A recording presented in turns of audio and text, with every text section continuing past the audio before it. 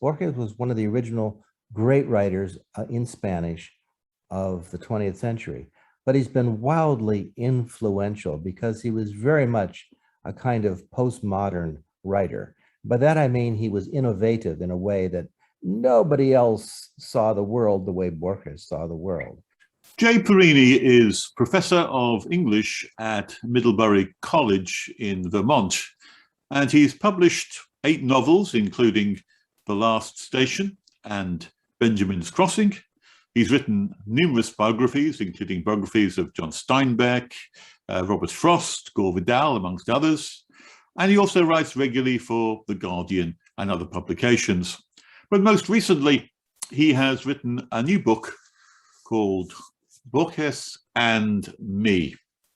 And reading the back, Ian McEwan, the author, says of this book, it's a jewel of a book, very funny, clever, moving, luminous, with love of literature and landscape. And Parini's portrait of both Borquez and Scotland is exquisite and deeply affectionate. So, Jay Parini, thank you very much for coming onto the podcast. I'm really glad to be here with you. Thanks for inviting me. Thank you. Can we start first with a very basic question, because some of my listeners may not know the answer to this, but tell us, who was Borges and why is he interesting? Well, Jorge Luis Borges was one of the great Latin American authors of the 20th century. Many people credit him with being one of the founders of what's called the boom. In the 20th century, there was a huge renaissance, not even a renaissance, it was the start out of Latin American literature.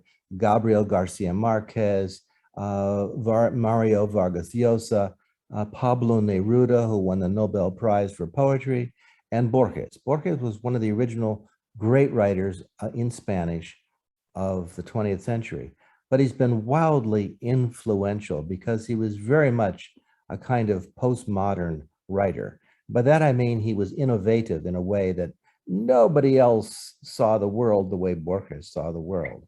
There was something absolutely, the phrase magic realism fits him in a weird way because he's describing the world which he sees as magical. He was interested in everything, and he was, as you know, as you will see if you read my book, a kind of walking jukebox of quotations. I mean, he had read everybody. I mean, he was the most knowledgeable person of any writer since James Joyce. In many ways, he would, I think of him as an equivalent figure to someone like James Joyce. He was, and he was also prolific in, although he never wrote anything more than 13 pages, he wrote only little short pieces. And nevertheless, he wrote in essays, short fiction, speculative philosophy. His mind was ranging the universe, philosophy. He knew philosophy backwards and forwards, and he knew world literature in a way very few people do today. I mean, he was very conversant with Dante, with the Greek and Roman and the Greek and Latin writers. He knew intimately. He, of course, was completely familiar with Spanish literature, loved the classics, Cervantes and so forth. But his grandmother was English, and he was perfectly fluent in English. And he had read everything from Beowulf and Shakespeare. He spoke Anglo-Saxon. He could read Anglo-Saxon. So he read Beowulf in the original, but he read Shakespeare. He read Dr. Johnson. He read Wordsworth. He read everybody. He had his favorites. Robert Louis Stevenson was a favorite of his. So there's just no language that he wasn't interested in, it seems, and he knew a great deal about everything. And so his mind he's one of those rarely, genuinely cosmopolitan figures who really changed the world with his little tiny bits of writing. And you had the opportunity to meet with him for not just in a short space of time, but for at least a week or so. Yeah, when I was a postgraduate student at the University of St. Andrews, I was there for about 7 years, but early on in 1971 spring, my teacher, my main mentor was a writer, critic poet called Alastair Reid, who was a Scottish poet. And he was living in St. Andrews and doing a bit of teaching there then. And one of my tutors put me onto him, and he became my main mentor and very, very close friend for my whole lifetime, really. And he was translating Latin American literature. Mainly, he was the translator of the Chilean poet Pablo Neruda and the Argentine fictionist and poet Borges. Borges, by the way, wrote wonderful poetry as well. And just one day, Alistair said, "Oh, I'm translating this man who's coming from Argentina. He's going to be in Oxford to collect some award, and he's going to come up briefly for a week or so to St. Andrews to visit me and talk with me about some future work. And he wants to meet some guy up in Inverness. And Alistair didn't have a car, and I had just had a part interest in an old Morris Minor, which was a rattlebag of a rust bucket car, a 1957 Morris Minor. A friend of mine actually owned it, and because I was willing to pay the MOT and pay for some of the repairs, I had what I called a part interest in it and could borrow it anytime I wanted. And so Alistair asked me if I would be his chauffeur with Borquez while Borquez was in St. Andrews. I have to confess, I'd never heard of Borquez. It was news to me. And I didn't realize. I said, "Who is this man?" Alistair said, "Oh my God, he's one of the great writers of the 20th century." Well, I was mildly skeptical. I didn't know if this was true or not. But in any case, Borges arrived, and he was blind and a very strange man to look at and to talk to, but very charming and very, very voluble, and had a most unique way of talking. And so I chauffeured him around Scotland, mostly with Alistair. But there was one little trip where he wanted to go to meet somebody in Inverness, and which was not like crossing the Sahara to drive from St. Andrews to Inverness. I had a girlfriend up there once. I did it many times. It's a very short drive in some ways, but not if your car it was my car and would break down in the Highlands as it did. And I was stuck, overnight in a horrible Airbnb with Borges inadvertently. Everything that could go wrong kind of went wrong on the journey. But I really got very close to him in a very short period. And then for years, I was telling what I called my Borges stories. When I met my wife 50 years ago, the first night, our first date, I told her all the stories that are in Borges and Me. And I've been dining out on these Borges stories for 50 years, never thinking I actually had a book here, because I thought they were just a few minor anecdotes. Okay, tell us about the book then, and how that came about, and it's actually an amalgam, isn't it, of the stories which you've told for a number of years, but also there's some weaving of fiction into that as well, or some. Sure, absolutely. We say. Absolutely. I didn't know what kind of a book I was going to write. As I said, I never intended to write a book about this. I had written a couple of sketches of talking to Borges before, and published one in some journal. But I never really thought I would write a whole book. But I was one of the things that I do is I write scripts for films too, adaptations of my own work. And in 2017, I was in southern Italy, making a film with Kevin Spacey, the famous actor, about the life of Gore Vidal. Kevin was playing Gore Vidal. And the producer was Andy Patterson, who produced Girl with Pearl Earring and many, many other films. And as it happens, sometimes directors and actors just drop by the set for a few days because they know people on the set. And so the English director, Ross Clark, came by, and I was having lunch with Andy Patterson and Ross Clark. And between takes in this Gore Vidal movie, we had a couple of hours free. We were sitting having coffee and sandwiches and by the sea down there in southern Italy. And suddenly Ross Clark pulled Borges out of his briefcase, and just for no reason, he just happened to have a Borges book, Labyrinths, and collected essays and stories, selected essays, stories and poems. And I said, "Oh, do you like Borges?" He said, "Like Borges? He's the only writer I really read. I read him over and over again. I listen to tapes of him. I'm obsessed with Borges." And I said, "Well, let me tell you, 50 years ago, give or take, I met him, was his chauffeur, and I drove him up to Inverness and around the Highlands of Scotland. We visited Inverness. We stopped at the battlefield of Culloden, briefly at Loch Ness, came down. We stopped at the going up there, we stopped at I told him the story of going to the castle where Macbeth was crowned, in Perthshire. And I told some of the funny stories along the way that had things that happened. And they were just looking at me open mouthed. And Ross said to me, Jay, that's my next film. I've got to make that film. And Andy Patterson said, and I've got to produce that film. Let's do it. And I said, well, oh my God. Well, listen, I haven't thought about this stuff very clearly in 50 years. Let me just go back. When I'm going home, we were at the end of making the film. I said, I'm going back to my house in Vermont. I've got 3 or 4 months, 5 months free. And I'll write down all my memories that I can, maybe make a 20, 30 page document with my memories. And I got home and I started writing, and it just started coming out. I felt it was a novel. I was character Jay Parini. I actually changed my name. I called myself Luke Palermo, because I just thought, well, this isn't really me. It's 50 years ago me. I want to be able to, I don't have any notes.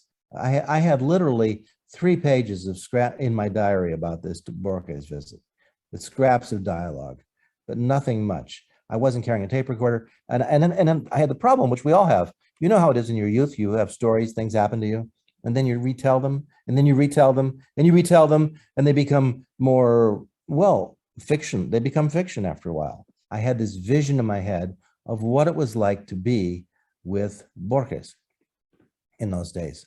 And so I started writing. I wrote this down, and suddenly I had a 400-page manuscript, which I called a novel. And I sent it to Andy and Ross flew over from England, spent a couple of weeks with me, and we converted it into a screenplay. And in converting it into a screenplay, I realized, okay, let's shape it this way and that way. I reordered some of the events. The truth is I couldn't even remember sometimes what happened when. So whether we went here first or there first. I combined 2 trips. Once I took Borquez with Alistair down to Lower Largo to see where the place of Alexander Selkirk, who was Robinson Crusoe. And then we went over to the Carnegie Library over in Dunfermline. And we had some amusing moments over there where Borges suddenly said, I quoted Sir Francis Bacon, said, some books should be tasted, others devoured. And in his antic way, he reached for a volume from the shelf and licked the spine. And the poor Scottish librarian said, please, sir, do not lick the books. And I was going to ask you about that. Was that a real event then? It was a real event, and Alistair was roaring with laughter, and Borges thought this was so funny. And the poor librarian, as I say in the book, he looked at us with centuries of disapproval. And so there was little events like that. So I combined the journey into one journey, you see, and then I thought, let's just make one journey. And then there were various things. I wanted to make it my own memoir too. And in this long novel I first wrote, it was really so autobiographical. I was chasing after some young woman. I was really struggling with my supervisor for my PhD, because he really did not approve of the subject I was going to do. I wanted to write a PhD thesis about George Mckay Brown, the Orkney writer. And so I was going up to visit him. I wanted to go up to visit him as well. So I put that into the book as well, because I did do it more or less at the same time. So I combined all these various things. And it's really about my own. Also, one of the true events in the book that was very powerful to me was I was escaping from the Vietnam War. My draft board was trying to conscript me. And all of my friends had been conscripted from my school. I came from a very working class family, and everybody was, and my friends from high school were frequently, half the high school, the boys went off to Vietnam. And I was doing the best I could not to go to Vietnam. And so going to Scotland was one of my ways of not doing that. It worked. And I was going to say you avoided the draft by the sound of it. I did. I avoided the draft. I was a draft dodger, as they said. They still haven't caught up with you yet. Yes, they're going to get me one of these days and send me to Vietnam. I'm sure of it. And Let me ask you though about I mean, there are a range of very eventful things that take place in the book. I'm not going to give the game away as to what they were, but there were a couple of significant mishaps. Maybe one took place in Loch Ness itself, and one took place in a ditch somewhere. yes. Were those real? I mean, I know you have to reconstruct the dialogue, but did you invent the events as well? Not they're all based on some thread of truth. Do you see what I'm saying? Yeah. I remember that once when we were in a thunderstorm and Borquez suddenly, bolted from the car and started shouting Shakespeare, blow winds and crack your cheeks. He was quoting King Lear, and he slipped and he banged his head, and I had to grab it. So there's these mishaps happened, but I just then elaborated them and made them more fictional. And we went into we stopped we were on our way to Loch Ness, and there was an incident where Borges got into a canoe thing with me and stood up and he began shouting something from Beowulf, and the thing tipped and he got wet, and I had to drag him to shore. But wow. But I played it up in the book massively. But that's the suitable license. I think that probably make it. I can see how that works for a film very well too. Well, that's it. Sure. I mean, when working on the film script and thinking of it as a movie, I took a little tiny things and really blew them up. Like we did stop at Culloden, and there was a hilarious thing where there was a few reenactors playing out some battle in Culloden. And so it just seemed perfectly Borgesian. And there was something I remember magical about Borges and how he, had this transformative effect on the scene. When you were with him somewhere, I always felt like you never knew what the hell was going to happen next. We went into I remember once we stopped in some church near Inverness, and some priest came out and we had an amazing conversation. And Borges gave him a blessing in Latin. And the man started weeping, and I thought, "Wow, these were all things." I just wrote in my notebook. Stopped at a church with Borges. He blessed the priest in Latin. Priest wept. This kind of thing. So I'm trying to. These were images in my head for decade upon decade. I mean, these are things which really are high points. It seems to me that the book is effused with nuggets of wisdom throughout, mostly in the words of Borquez here. He's doing various things, but one thing which struck me very powerfully as I was reading it is that you've got essentially you succeeded brilliantly in showing how an old blind man can have a real impact wherever he goes. And that was one of those particular instances where he had an impact on that priest. But that I found very telling and very, very powerful. That, in fact, it's a message for most of us, I think, today, that we can still have an impact in some way or in our own lives on those around us. I thought that was very telling. Well, I do think Borges was a sage, and he was a wise man. And he gave me, I do remember he was just such a profound man. And I tried to capture that in the book. Obviously I didn't know, I couldn't remember specific dialogue, but I remembered more than I thought I would. And of course I was able to invent the dialogue and I think create a wise, profound and compassionate man, which he was. So the basic man is the man. Incredibly successfully. How did you manage to create dialogue which actually sounded like Borges? Perhaps it was Borges. Can I just read you just a very small section here, which, although it's just a few words, it sort of struck me as being so authentic that for example, you're trying to go to St Andrews and the car's broken down, and Borges says, "How far is it to St Andrews?" And you say, "It's a few miles. I suppose we could walk." And he says, "You must know, Sancho, that I'm too old for such perambulation." And a weariness in his voice seemed new. "The idea upsets my feet, which sometimes refuse to accommodate me. It's important not to ask too much of them." And those kind of words, I wouldn't have thought that you could remember that from all those years ago, but they sounded so authentic to me that. Well, that's because I'm a novelist, you see, and oh, you do it very well. I mean, Borges is as much a fictional character here, but he's a real character. Do you know what I'm saying? Yeah. It's a fictional character based on a person that I met and for years and years thought about and remembered. But I made him into a fictional character. And you know, there's a funny sequel to this, which I wish I had written down somewhere, because Borges was very interested that I wanted to be a poet. And he said to me, well, if you ever write a book of poems, send it to me in Argentina. And he gave me his address. And a few years later, I had a first book of poems published in Scotland.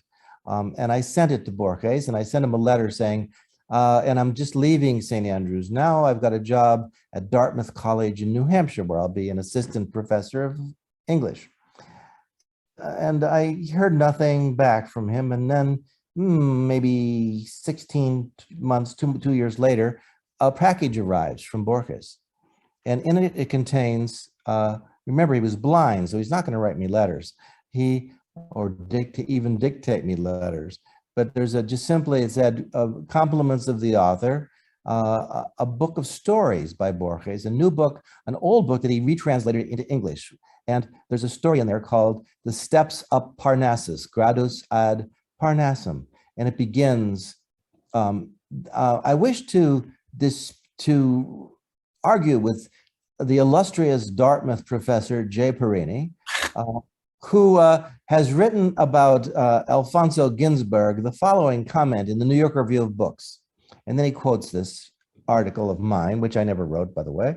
And then he says, as usual, Professor Parini understands everything but the true and weighty marrow of the volume in question. Well, he's taking the piss out of me. And he's having some fun with this fictional. And I have now for 5 decades had people writing to me. There's never a year goes by that somebody doesn't say, Professor Parini, I've searched the archives of the New York Review of Books for your article on Ginsberg, which Borges attacks, and I can't find it. Well, it's because I never wrote it. It doesn't exist. So he was having great fun with me. So I figured in writing this book, I was in many ways paying him the compliment back. He turned me into a fictional character long before I turned him into one. Well, I can say that you've attained another kind of immortality then, I suppose. It was very fun. There's another poet in your book, which you mentioned already, George Mckay Brown. Yes. He's a real man. He was a wonderful poet and a brilliant short story writer and novelist. He lived his entire life, except for a very brief time at Edinburgh University, on Orkney. He almost never left Orkney. He lived with his mother in a council flat. And I was obsessed with his work. From the time I first came to Scotland in 1968, I became a passionate reader of George Mckay Brown and started a correspondence with him. And I went up a couple of times to visit him in Orkney. And so, and I wanted to do my PhD on him. I thought it would be a terrific idea. But my supervisor, Professor Faulkner, said, he said, we really prefer that you write about a dead poet, not a live poet. And I said, well, it's too bad, because Mckay Brown is still, at least for a while, he's alive. So eventually I did, in fact, cave and abandon that PhD, which I had started and done quite a bit of work on. But, that's such is the fate. You're familiar with how the academic world works, and we're all subject to the whims and vicissitudes and power of other people. Too much so, yes. Quite right. But the book sort of leads you to suppose that there's going to be a meeting between these two characters, Borquez and Brown. And unfortunately, that doesn't take place. Did you feel that they should be kept separate then? Or well, here's the thing. In the movie script, they meet. In the movie script, my producer and director said we must take Borges up to Orkney to meet Mckay Brown. And we do that in the film, because I think in a film you have even more creative license. But because this is kind of based on this is a memoir, fictionalized memoir, but it's really a memoir. Since I didn't actually get to go all the way to Orkney with Borges, I didn't feel justified in a memoir of doing it. So that's why. But when you come to get them to meet, then in the film, though. It's Yes. I probably have to wait before I get to see the film, but the idea of these two iconic kind of people, both with very strong personalities, both idiosyncratic in their own way, Yes. putting them together, that must be quite difficult to write.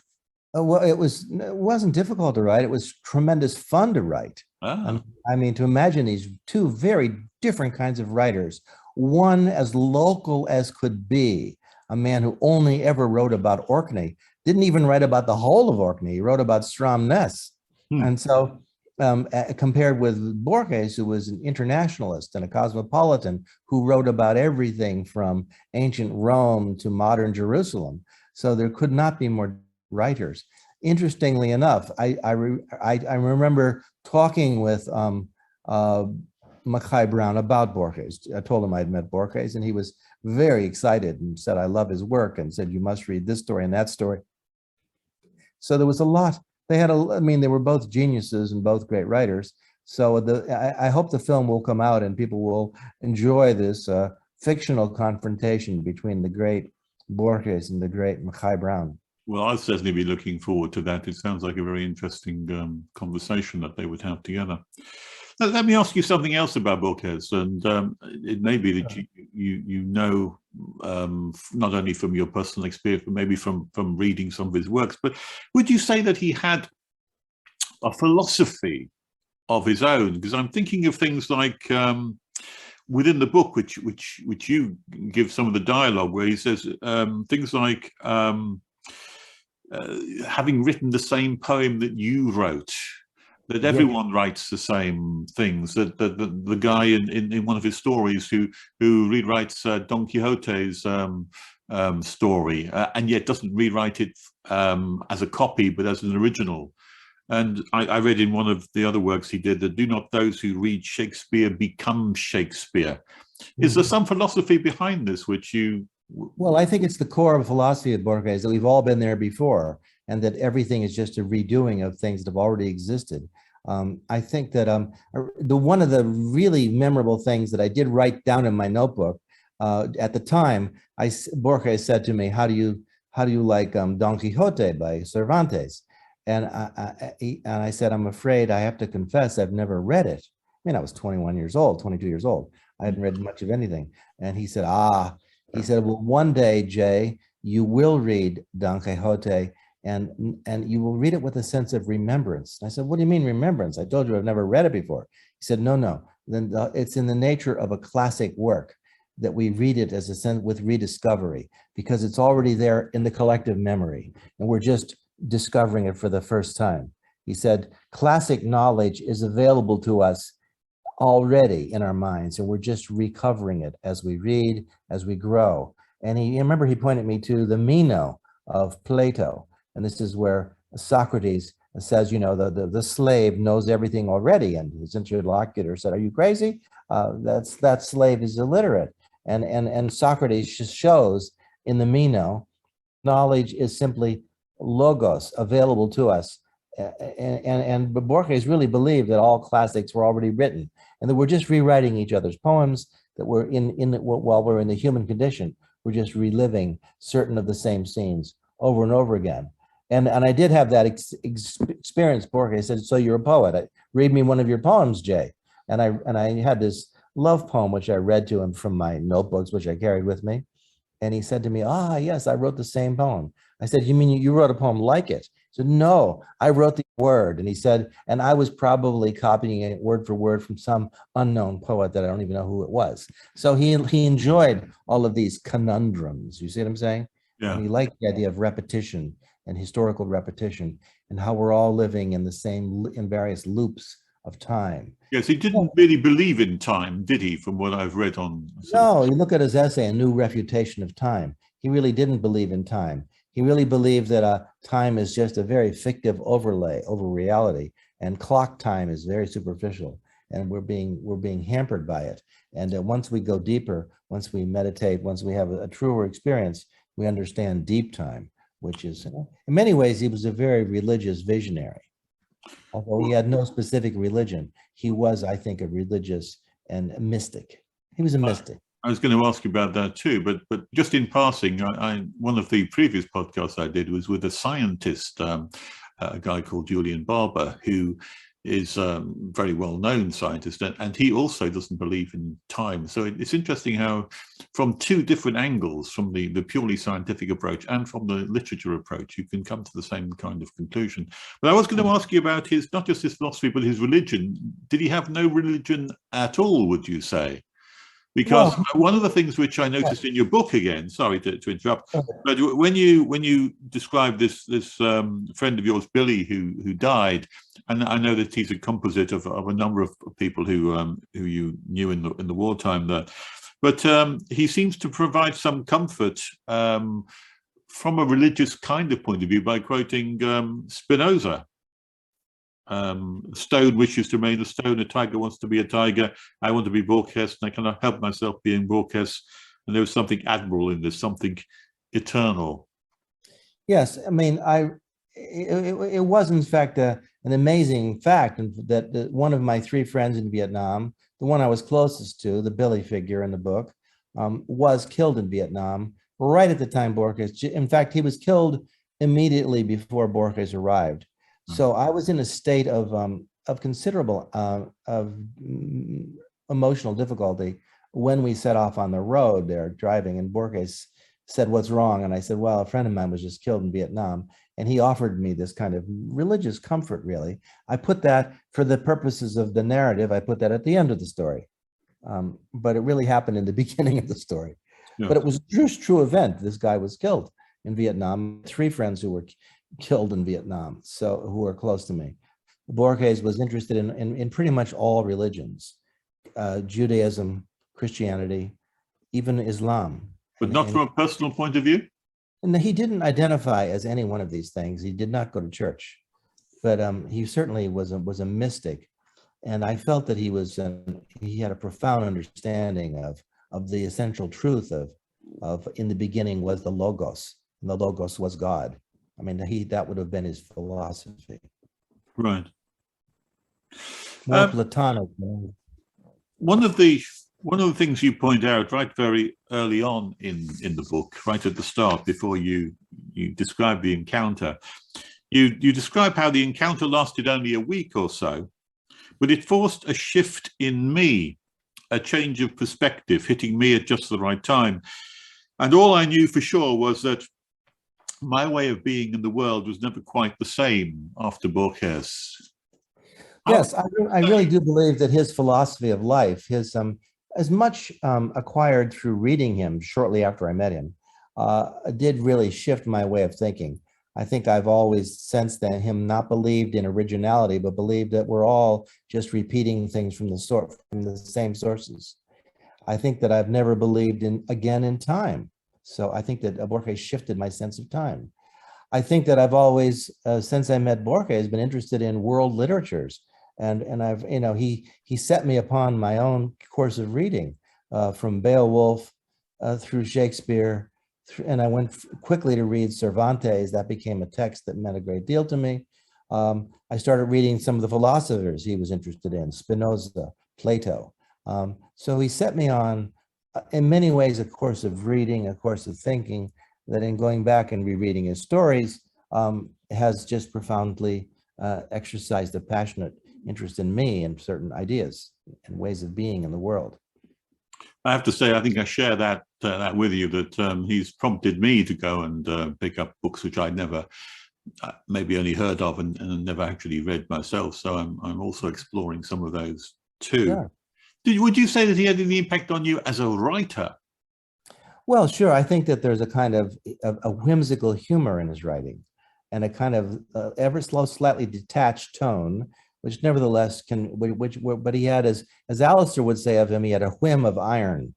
And I think that I have that whimsicality as well. And I tried to get that into the book, You did that very successfully. I found myself laughing out loud at certain places. Usually at the end of a chapter, you'll say something, just a line. I remember one, for example, that comes to mind is when the old lady says, "When you've got to go, you've got to go."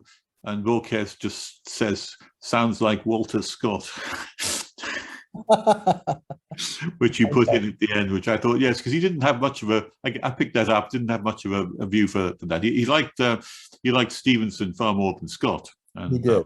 He did. yes, I get that. Um, Looking back on that time, and knowing now knowing now what you know now, but if you could have been known what you know now then, well, would you have done anything differently, or would you have approached the encounter differently? Well, Would you? I do think you've hit on something crucial here. I don't think I could have been as open to Borges if I'd known who he was. I think it helped immensely that I was ignorant of him, because it meant I could talk to him with a kind of, I did believe in retrospect, once I knew who he was, that, oh my God, I would have been terrified if I'd known who he was.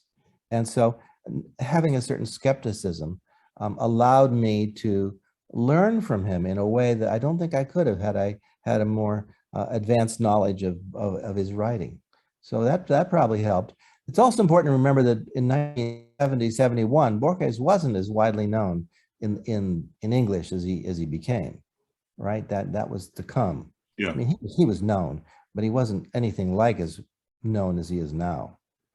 yeah, yes. I think that's true. It's certainly grown in popularity over the years. So, is there anything you would have liked to have asked him, which you never got a chance to?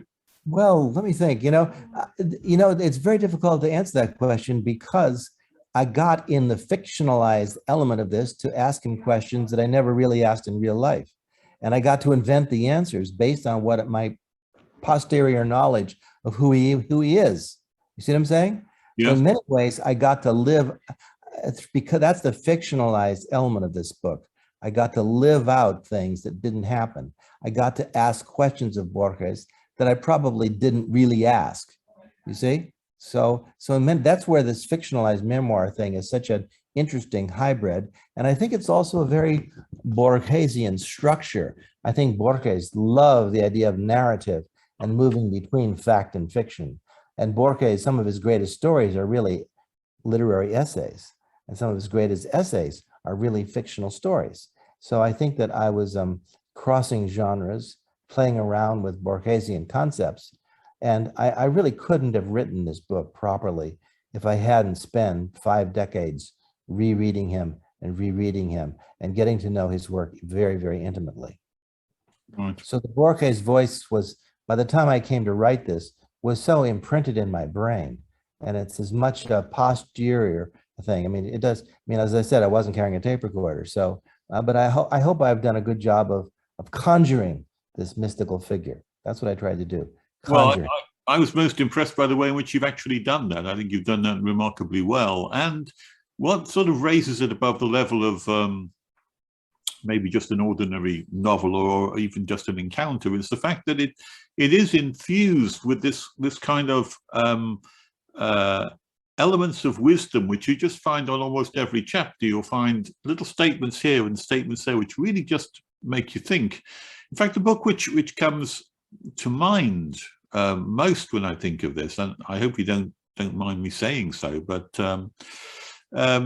you may be aware of Robert Piercig's Zen and the Art of Motorcycle Maintenance. Yes. It has a similar. It's a road trip story, but within that road trip story, he's generating ideas and thoughts in a lot of detail. At a different level. So it's a story written on different levels, and yours can be viewed in much the same way, with a great deal of wisdom thrown into it, and both a great deal of encouragement too to make a more of an impact in your own life and in your own world. Well, I think that Borges believed that literature should change people's lives. I mean, a really good piece of writing shifts the way you view reality, and that's what I was trying to do in this book. If I can shift people in certain directions and make them rethink time, literature, narrative, and also the self. I mean, this whole business of Borges and I, that there is, we each have, you have there's this character, Philip Davies, that you invented, who you play around with, but you also have a deeper Philip. And there are many levels of this. We're all negotiating various levels of personae. And I think Borges really clued me into that and made me rethink, okay, what is the self? What is the large selves? What are these little selves, you know? That's one of his essays, of course, isn't it? Borges and I. Right. I think it's a profound essay, Borges and I. And hence I'm playing off that and saying Borges and me, making it slightly ungrammatical, you see? Or a professor of English, yes, That's it. I know. People keep saying, well, why didn't you say Borges and I? I said, well, I wanted to be slightly off kilter. Tell me, you're going to hopefully turn this into a film, into a movie. Yes. How is that progressing, and what kind of a movie will that be, and how will that compare to the book, do you think? Well, it'll be very much the same story, but I think more magical. I think with film you can do certain kind of things with you can make some magical things seem even more magical with movie magic. So I'm hoping that especially when we get to Orkney and we take Borges up there, that we're going to do some wonderful things with standing stones and time and all kinds of junk, weird things. So we should have some fun with it. But you know, right now we're casting, and we're deeply in conversations. The directors, the producers. There's just a couple of producers and a director and me, and we're really trying to figure out what's the right casting, and we're struggling with that right now. You say it would be quite difficult to cast Borges, I should think. I'm finding it very difficult to think who would be the right actor to play Borges. Yes, I couldn't. One doesn't immediately come to mind, but it's no, nobody leaps to the fore is the problem. Yeah. So if it does come about, when will we expect to see that? We talked about a couple of years' time. Oh yeah, I think that, you know, we will find a cast and we will get it up, and I think we'll be shooting it. Again, we've been hampered by COVID. You see, makes it very difficult. The pandemic, we haven't been able to just rush into production or anything, because, you know, film sets are now very expensive to maintain because you've got to do COVID testing every day, and it's just very difficult right now to move forward. So I think let's assume that by next spring or summer, the pandemic has really dwindled to nothing, and that we can then rush out there and go to Scotland for 6 weeks. We could shoot it in 6 weeks in Scotland. If we could get 6 weeks without COVID and people feeling rather free. And I do think we're moving in that direction. So let's hope. I would say we can get it shot next May, June, July, in there somewhere. That would be ideal. I really hope it comes about. I really much like to see it. And one last question as we look forward. I mean, for those people who've never come across Jay Parini before, and I have to confess I was one of them until I'd read this particular book. I know you've written many books and many biographies too. Where would you? Well, since most of you are to look for more Jay Parini. Well, for your students, I would go. They just Canongate, which published Borges and Me, just republished one of my old novels about the life of the Jewish philosopher, historian, and literary critic Walter Benjamin, who was chased by the Nazis over the Pyrenees in 1940 and committed suicide when he was caught. But he was quite a character, very much Borgesian in his vision of the world. And I would go, and that's just been republished in a new edition. It's called Benjamin's Crossing, and that's just come out literally this week in a new edition, Canongate Classics. So Benjamin's Crossing. And then I would go to my novel about the last days of Leo Tolstoy, which was made into an Academy Award nominated film with Helen Mirren and Christopher Plummer. And that's called The Last Station. And and I'm just now working with a friend on a stage version of it to put on in London. So The Last Station, but I think it's in many ways probably my best known book, this novel about the last days of Tolstoy. Right. Well, thank you for that. And I have a feeling that this one may become equally as well known. Borges and Me. It's also by Canongate. I think it's published by Canongate here. and it's newly out. It's only been out for about a week, I think less than a week by now, certainly in the UK, and you can find it for $14.99 in all good booksellers, and of course on Amazon. And I'll be leaving a link at the bottom of the video for that if you want to follow that through. Jay Parini, thank you ever so much for an excellent discussion, and thank you for your time today. It's been a pleasure. Philip, thank you. I've enjoyed it. Thank you. Bye-bye.